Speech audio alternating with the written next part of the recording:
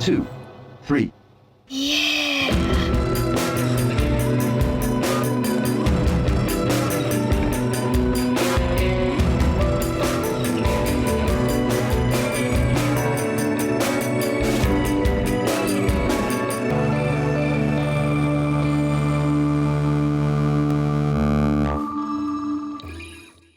Bonjour à tous, ravi de vous retrouver pour ce nouvel épisode du chantier. Nous nous sommes quittés il y a un mois ici même et vous le voyez juste derrière, ça a déjà beaucoup changé. On parlera aujourd'hui des fondations du futur stade, mais également des énormes grues de plus de 70 mètres de haut, ainsi que de la nouvelle centrale à béton, car tout le béton sera fabriqué ici sur le chantier. Mais d'abord, attardons-nous sur l'événement d'il y a quelques jours, c'était la pose de la première pierre du futur stade de Bordeaux. Regardez plutôt ce reportage.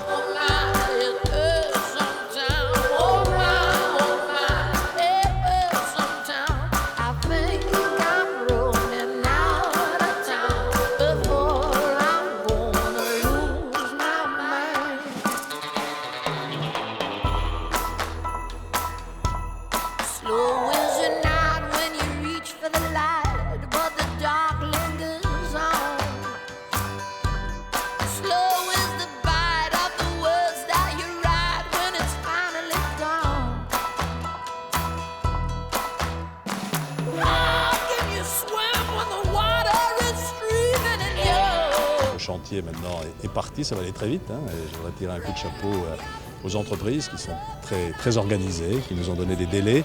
Il faut qu'on ait terminé dans 2 ans, été 2015, pour être prêt pour l'Euro 2016. Donc je pense que tout se présente bien. C'est le début d'une histoire, j'espère une belle histoire.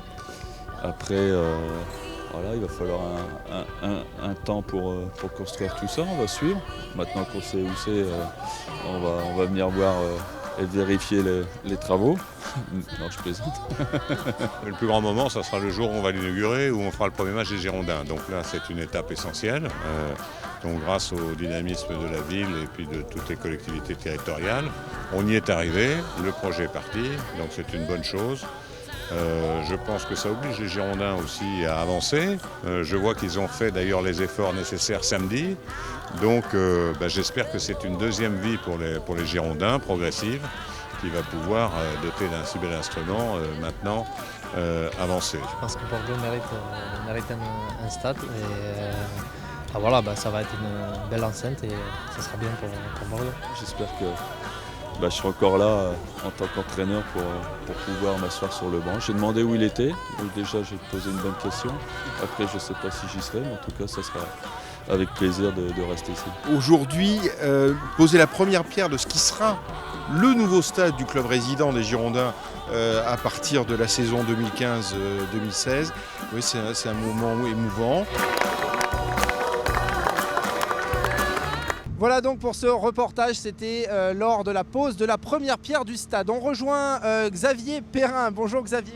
Bonjour. Vous êtes conducteur de travaux. On est juste devant cette drôle de machine. On en a parlé un petit peu déjà le mois dernier dans la précédente émission. C'est une vis sans fin qui va chercher à 20 mètres. Expliquez-nous tout le principe. C'est ça, écoutez, donc la vis fait la longueur du pieu, c'est-à-dire entre 20 et 25 mètres. Elle va forer pour aller chercher le sol qui est du calcaire résistant. Et ensuite, une fois qu'elle aura atteint la bonne profondeur, le béton est injecté par l'axe de la tarière qui est creux. La tarière est remontée et on insère ensuite la cage d'armature de ferraillage dans le béton pour donner du béton armé qui sera résistant. Oui, on imagine que ce sera bien résistant avec 20 mètres de profondeur. Donc ça, ces pieux, ce sont des pieux qui ne seront pas apparents finalement à l'arrivée. C'est ce qui servira de fondation, on l'a dit, c'est une sorte de pilotis quoi, quelque part, c'est ça ? C'est exactement ça, c'est-à-dire qu'on va chercher très profond une structure bien résistante, puisqu'ici le sol, quelques mètres sous nos pieds, n'est pas résistant, mais à 25 mètres l'est beaucoup plus. Et donc il soutiendra, comme des pilotis le font, l'ensemble de la structure du stade. C'est un énorme chantier, on l'a dit. Combien de personnes travaillent sur place ici et combien de temps faut-il pour faire un pieu ? Alors actuellement, les travaux de pieux se font en 2 postes de 5h du matin à 21h le soir. Il y a une quarantaine de personnes qui travaillent rien que pour ces travaux. sachant que voilà, il faut environ 1 heure pour réaliser un pieu. Ça fait beaucoup d'heures, ça fait 900 heures à l'arrivée. Hein. C'est ça, au minimum. Pour bien situer un petit peu l'endroit où nous sommes, la pelouse est juste derrière nous, là-bas, enfin la future pelouse. Hein, et tout autour, ce seront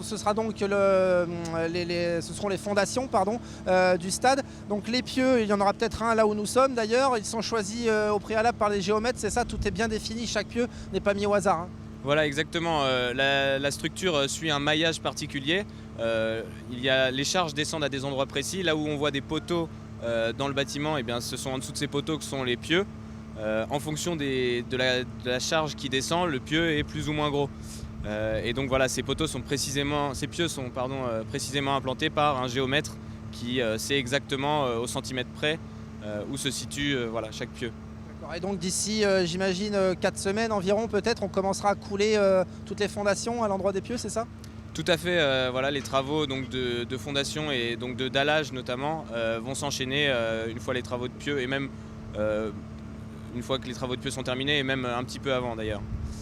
Donc ça, heureusement, il y a une centrale à béton qui a été installée sur place sur le site pour faire tout le béton parce qu'on imagine que ça doit représenter énormément de mètres cubes de béton pour faire toutes les fondations. Hein. Oui, il s'agit de plusieurs milliers de mètres cubes de béton, je n'ai pas le chiffre exact en tête, mais du coup la présence de la centrale à béton nous permet de produire les quantités nécessaires et d'avoir une certaine flexibilité en ayant la centrale vraiment sur le site. Ça tombe bien, on ira la voir dans un instant, cette centrale à béton, elle est juste derrière nous. Mais d'abord, on va faire un petit tour du côté d'une grue qui est en train de se monter. C'est la même que celle qui est déjà montée, elles font à peu près 40 mètres de haut, c'est ça, non ? Alors elles font plus que 40 mètres, elles font jusqu'à 60 mètres de haut. Alors c'est pas exactement le même modèle, mais c'est le même principe et la même capacité en termes de portage de charge. Vous allez nous expliquer tout ça, on y va, on vous suit ? Allez, on y va.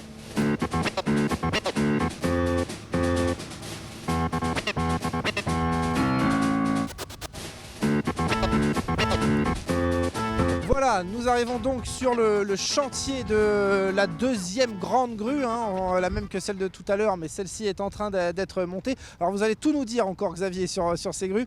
On le rappelle, plus de 70 mètres de haut, c'est ça ? C'est ça, le chiffre, c'est 70 mètres de haut.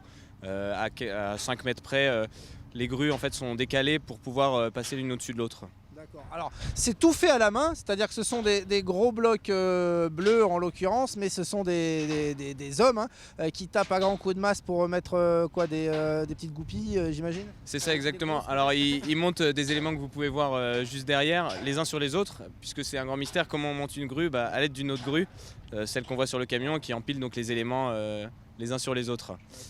Voilà, l'étape suivante, ce sera de mettre ce qu'on appelle la flèche, c'est la partie horizontale de la grue, qui sera mise donc dans les prochains jours.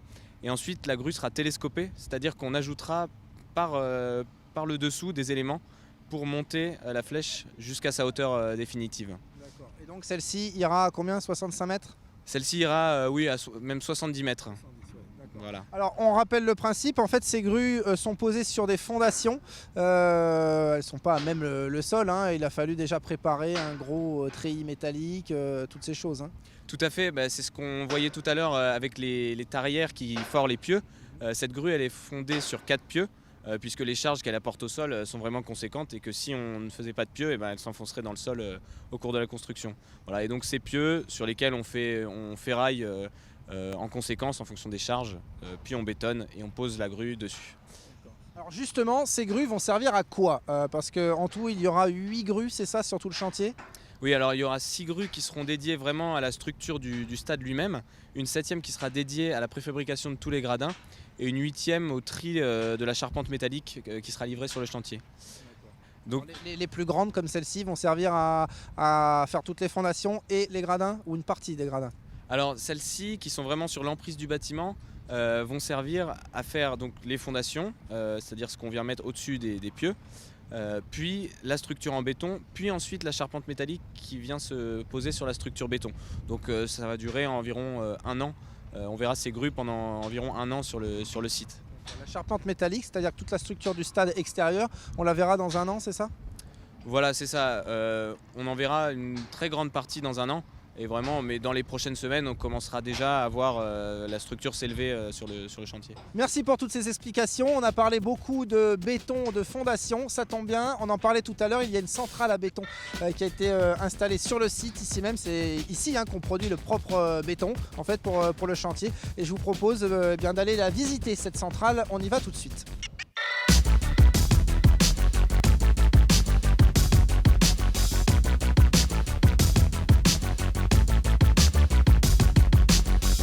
Voilà, donc nous sommes à présent sur la nouvelle centrale à béton installée pour le chantier. On rejoint Jérôme Puyet. Bonjour Jérôme. Bonjour. On s'était déjà vu dans le dernier numéro, vous nous aviez parlé déjà des pieux, du drainage et toutes les précédentes choses. Nous sommes sur cette passerelle, vous allez tout nous raconter donc de ces cuves qu'on voit derrière, cette énorme bétonnière, je schématise, derrière nous. Tout le béton donc du chantier du nouveau stade sera fabriqué ici. Tout à fait, tout le béton à venir d'ici les prochains mois. Donc environ 31 000 m3 de béton vont être fabriqués sur cette centrale que l'on a fait venir, qui est toute neuve et qu'on a fait venir de Lille et qui est montée très spécialement pour le chantier.